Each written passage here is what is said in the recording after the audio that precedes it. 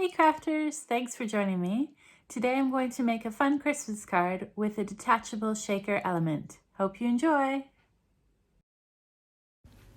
So I started by making the background of this card, which is 5 by 7 inches, which will be the finished card size. Now, even though this is a Christmas card, I decided to use non-traditional Christmas colors for this. So I'm doing a combination of pinks and reds for my main background. These colors work really well with the Fawn stencil paste, which is a little iridescent in color. And it's great when you're in the mood to make a Christmas card that's a little bit different. So once I'm happy with these two colors, I'm going to add my final color around the outside of my card. And adding that touch of barn door, the red, will really make the pink colors pop. And once I've blended this around the outside of the card, I'm going to spray the whole panel with water. And this will help to create that Christmassy, snowy design. So once I've sprayed the entire background with water, I'm going to use my heat tool and make sure it's completely dry. Now I need to die cut a small hole in my background, and I'll use this to secure the shaker element. And I'm going to make the shaker element with that snow globe. So I'm just going to place that hole die cut in the right place and then die cut it in my machine.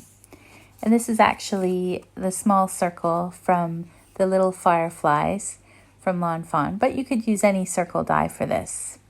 And then I'm going to put this onto my Make Art station and secure it with my magnets. I'm going to use the Fawn snowflake background and use some of the fairy dust stencil paste through this snowflake stencil. And when you add the fairy dust stencil paste onto that Distress Oxide background, you get a really beautiful iridescent look, as you'll see shortly. So I'm just using a small spatula to apply the stencil paste, and I'm making sure that I don't accidentally put any onto the rest of the background on the right hand side there. Now if you're worried about accidentally hitting the right hand side of the background, you can always mask that area with a bit of scrap paper or some post-it note tape. So once I've finished covering the entire background that I can with the stencil, I'm going to carefully readjust this so that the bottom part of my background is also covered. And I did this without cleaning the stencil, just being careful not to overlap any of those snowflakes on either part of my background. So now that it's covered, I'm going to remove the stencil, and then I'll use my spatula just to wipe off any of that excess stencil paste around the edges and also in that tiny little hole that we die cut earlier. And then I'll set this aside to dry. Meanwhile, I'm going to start on my shaker element. So I used the Magic Iris Snow Globe add-on, and I die cut it twice. And on one of them, I'm going to add some ink blending. So I started with Tattered Rose on the inside of the snow globe and also on the bottom part there. And then I went in with some Kitsch Flamingo around the outside of the snow globe and the very edges at the bottom of the snow globe. And then I blended these two colors together. And I just love the combination of these two soft pinks. So I'll just turn the snow globe upside down and then add in those little accent pieces, and I've left those white so they stand out on the snow globe. And I'm just going to use some double-sided tape to adhere them into place. Now for the bottom of the snow globe, I die cut the ring pieces with some craft cardstock, and I'm just going to glue those into place. And then using the inside circle from the snow globe, I cut a piece of acetate that is a little bit larger than the circle opening. And I'm just going to put some double-sided tape onto that acetate and then tape it on top of that hole. Now this is the back of the snow globe, so no one will see this part here. So I'm just going to remove the backing from that acetate and then put it right on top of the snow globe.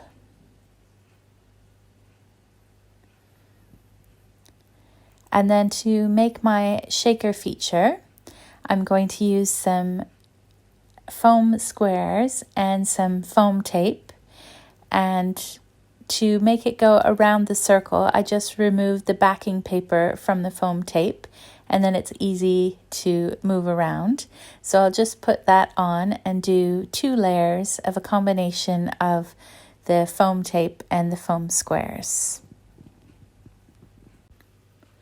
And then once I'm happy with that, I'll just add my shaker elements, and then I'll set this aside. Now for the background of my shaker, I'm going to use that little circle and just use some Distress Oxide to create a bit of a background for my shaker card. And then I will spray this with water and dry it with my heat tool, just to make it look a bit like a snowy scene. And I'll just use those same accent pieces and glue them onto my second shaker piece. This will be the back of the shaker element. So I'll use some double-sided tape and put that on the inside. And I want the blue piece to be face up. So in order to glue that down, I'm going to cut a piece of paper that is slightly larger than the circle and just trim off the corners and then glue this blue piece to that extra piece. And I used the snow globe die to help me line up where that blue piece goes, and just used a bit of wet glue so that I could maneuver it into the right place. Now using a bit of Fawn lawn trimming, I'm going to add a knot on the end of it and attach this to my snow globe to make it into an ornament. So I'm just going to make sure it's long enough on both sides to go around the circle. And then I will use my same double-sided tape and tape it into place underneath that knot, going around the outside of the circle. So this string will fit nicely around that foam tape and foam squares on the other side of the shaker element. So once that's secured into place, I'll just put the 2 pieces together to form the shaker element. Now I just left the back white, but you could always decorate or use craft card on the back if you prefer. Now to add some critters to this card, I used a little llama from Say What Christmas Critters, and I stamped him a bunch of times. And there's also a little speech bubble in the same stamp set, so I stamped that and added the sentiment Fa La La Llama. Now the snow globe has a label, so I used one of the stamps from the Say What Christmas Critters set and stamped Happy Winter onto that label. Now when I was coloring in my llamas, I made sure to make them a little bit more festive. So once I finished coloring them in, I used a combination of red and green and my white gel pen to add some highlights and Christmas patterns to these scarves. And I think the results are just so cute. So to assemble my snow globe, I added the label on the bottom, which says Happy Winter. And then I glued my llamas into place. And I was only going to use a couple, but then I decided to go for all 5 of the llamas. And I put the speech bubble at the top. And the snow globe comes with these little snowflake dies, and I die cut them with some silver sparkly paper. And it just helps to add that little bit of bling on the front of the snow globe. So now that my background is completely dry, I'm going to glue it onto a 5 by 7 inch card base.